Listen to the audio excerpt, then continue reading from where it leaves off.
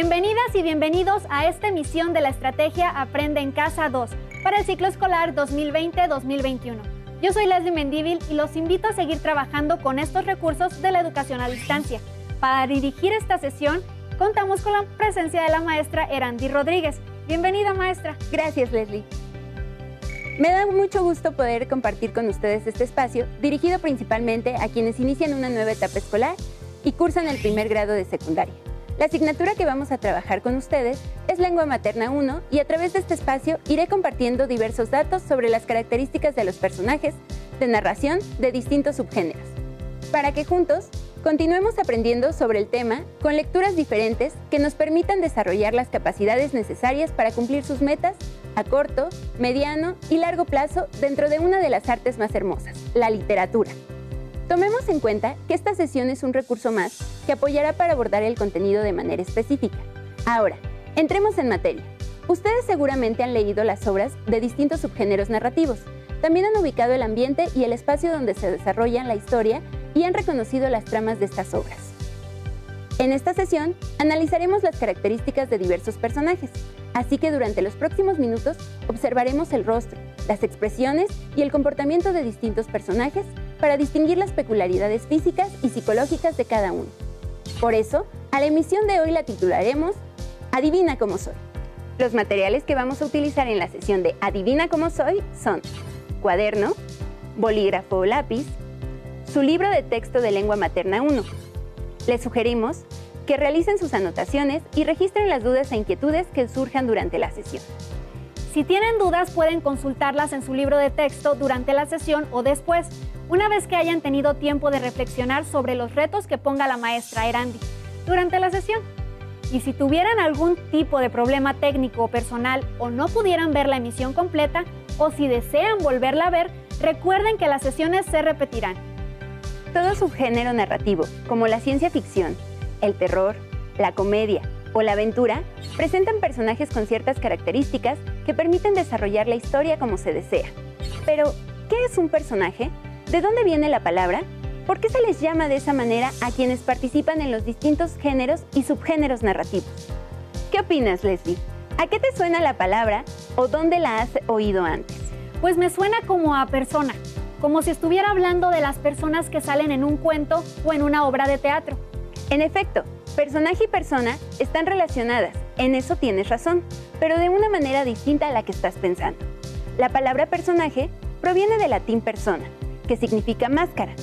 En el teatro clásico antiguo, los actores utilizaban máscaras para representar los distintos papeles requeridos. Hoy en día, el término hace referencia a personas o seres imaginarios que aparecen en diversas obras. Los personajes son los elementos de la narración que llevan a cabo las acciones contadas por el narrador. Ahora, leeré un pequeño fragmento de un cuento de hadas clásico que seguramente ustedes ya conocen. Aquí, el autor del cuento, Charles Perrault, comienza así esta historia, que les invito a leer conmigo. Había una vez un gentil hombre que se casó en segundas nupcias con una mujer, la más altanera y orgullosa que jamás se haya visto. Tenía 2 hijas por el estilo y que se le parecían en todo. El marido, por su lado, tenía una hija, pero de una dulzura y bondad sin par. Lo había heredado de su madre, que era la mejor persona del mundo. Después de realizarse la boda, la madrastra dio libre curso a su mal carácter. No pudo soportar las cualidades de la joven, que hacían parecer todavía más odiosas a sus hijas. La obligó a la más viles de las tareas de la casa. Ella era la que fregaba los pisos y la vajilla, la que limpiaba los cuartos de la señora y de la señorita sus hijas. Dormía en lo más alto de la casa, en una buhardilla, sobre una mísera manta, mientras sus hermanas ocupaban habitaciones con parquet, donde tenían camas a la última moda y espejos en que podían mirarse de cuerpo entero. ¿Qué pensaron mientras leíamos el fragmento? ¿Ya conocían el cuento o fue nuevo para ustedes? ¿Tú ya lo conocías, Leslie? Sí, claro. Es el del baile, el príncipe y el zapato, ¿no? Ese mismo, y tiene muchas versiones. ¿Te fuiste imaginando a los personajes conforme íbamos leyendo? Sí, mientras usted leía, en mi cabeza se iban dibujando los personajes con sus rasgos físicos y también imaginé la casa donde vivían. Esas camas de última moda y los espejos Me imaginé esa descripción y la comparé con los dibujos y las representaciones de la película animada. Claro, esa historia en particular tiene una versión en película animada. Pero ¿qué pasa cuando no hay película? Cuando no existe un referente visual que nos permite imaginarnos exactamente al personaje y solo tenemos la descripción del autor. ¿Qué crees que pasa entonces, Leslie? No, pues ahí sí vale más que el autor sea muy claro y lo explique muy bien. Exactamente, el texto debe ser suficientemente específico para que todos los lectores imaginemos al personaje, si no igual, al menos muy parecido.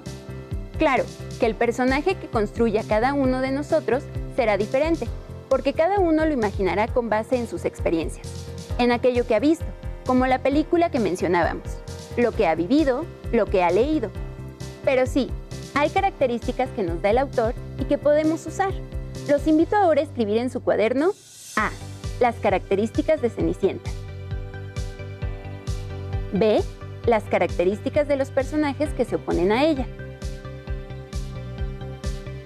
Esta actividad les servirá para aprender a distinguir los diferentes tipos de personajes que existen en una historia.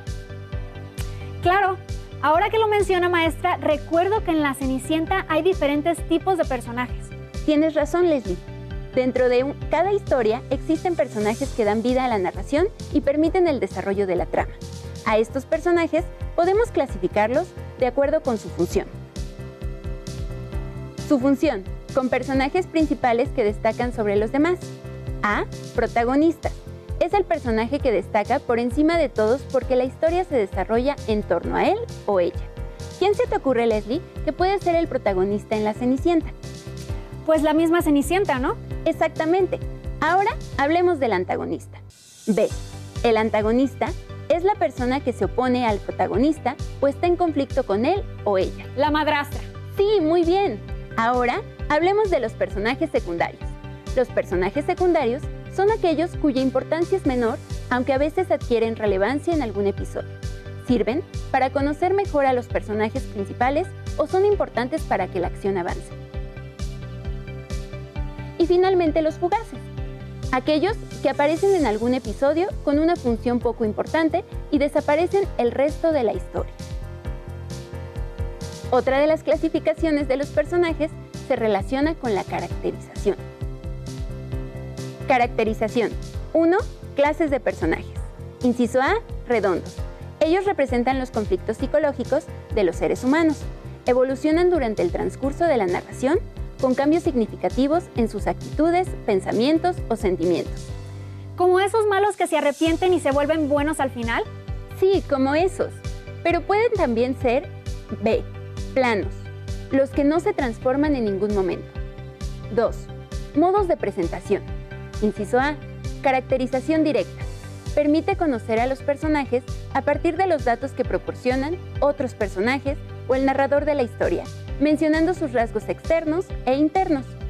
Como cuando Charles Perrault dijo que la madrastra es la más altanera y orgullosa que jamás se haya visto. Muy bien, Leslie. Esa es una caracterización directa. Ahora, la caracterización indirecta permite deducir cómo son los personajes a partir de los pensamientos, comentarios, acciones, reacciones o gestos, utilizando como recurso el comportamiento o el diálogo. O sea, por cómo actúa y lo que los otros personajes dicen de él. Así es, estas clasificaciones surgen a partir de la manera en que se relacionan los personajes entre sí, si se llevan bien o mal, si se ayudan o se perjudican. Pero para conocer un poco más sobre el tema, los invito a que veamos juntos un fragmento del video Los subgéneros narrativos 1, los cuentos de hadas. Seguramente nos va a ayudar a concretar ciertos conceptos sobre los que vamos a hablar después. Bienvenida, Cenicienta. Hola, qué gusto. El gusto es mío. Pasa al balcón y platiquemos sobre los cuentos de hadas.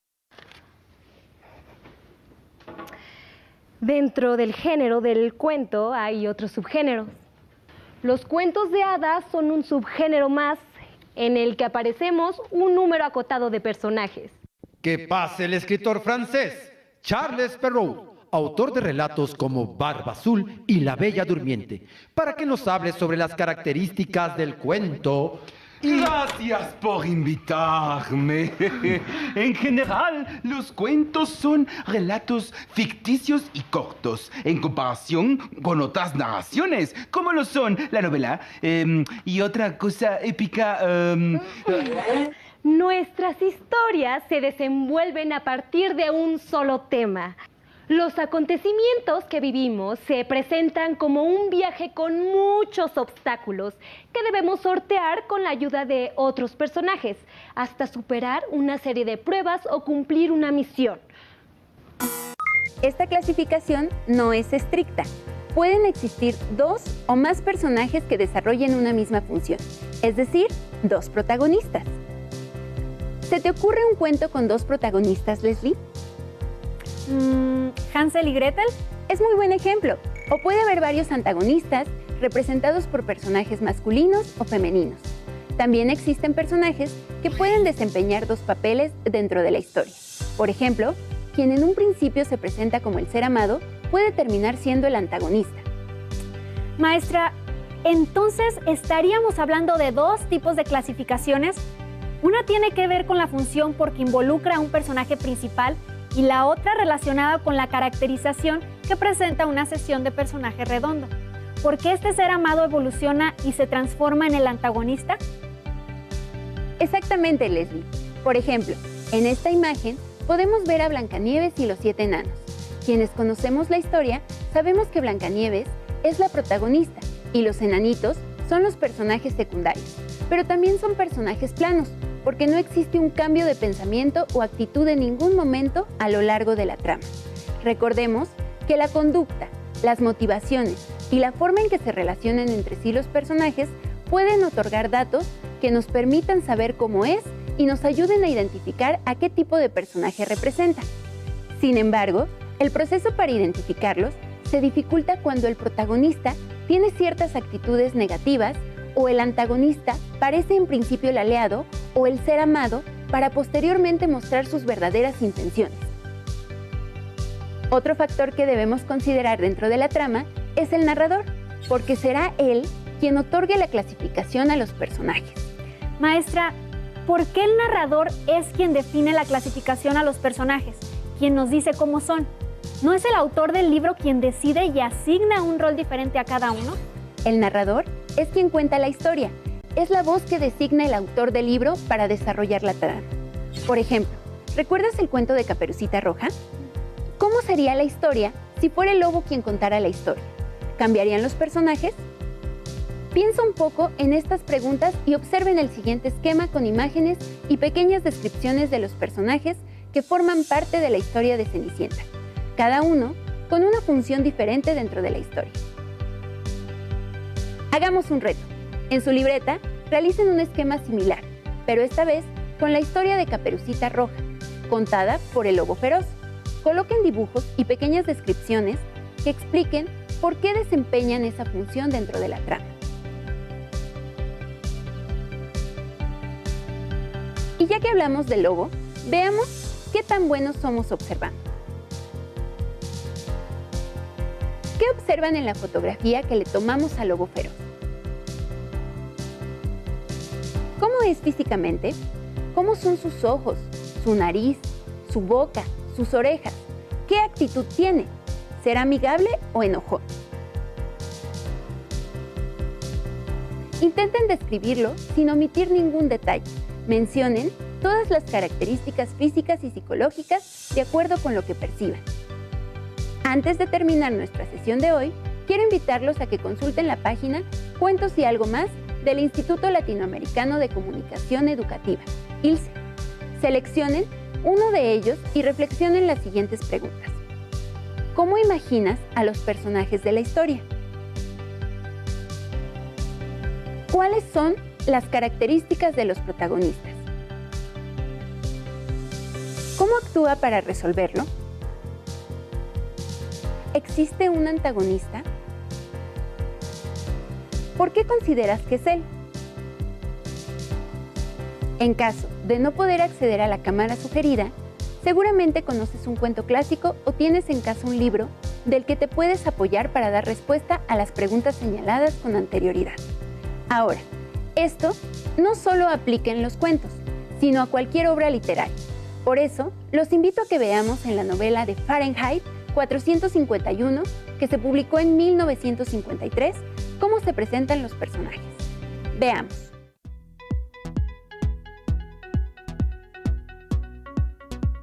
Tenemos, en primer lugar, al protagonista redondo, Guy Montag.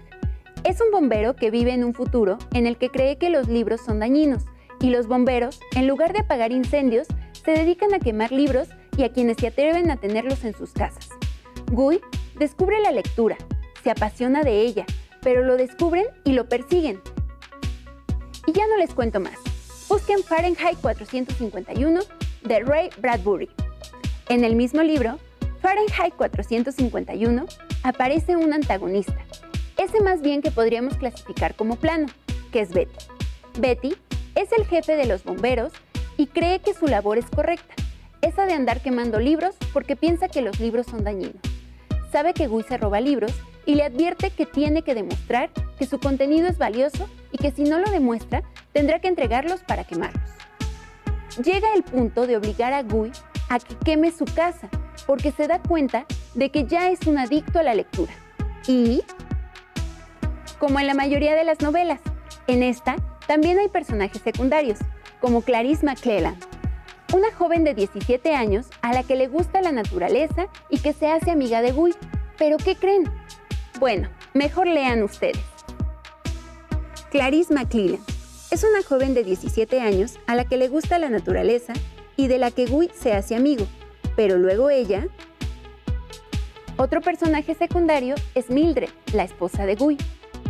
Pero en algún momento, él se da cuenta que no comparten muchas cosas y... Hay otro tipo de personajes, los fugaces, esos que aparecen únicamente para cumplir una cierta función en la historia o para ilustrar algo que quiere transmitir el autor.